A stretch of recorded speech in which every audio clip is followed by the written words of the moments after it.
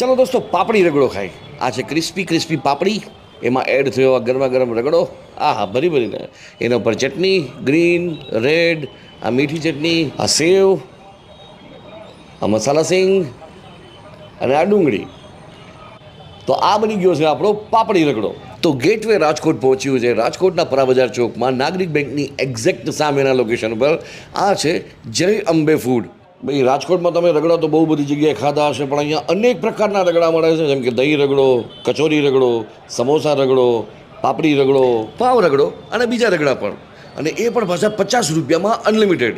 જેમ ભાઈ આપણે અલગ અલગ ડિશિસની અંદર ચટણીઓ રિફિલ કરાવ્યા કરતા હોય અને એ પણ ફ્રીમાં, અહીંયા રગડો અનલિમિટેડ તમને રિફિલ કરી આપવામાં આવે છે, એ પણ 50 રૂપિયામાં જ. અમારું જય અંબે ફૂડનું મેઇન લોકેશન જે છે એ પરા બજાર મેઇન ચોકમાં આવે છે.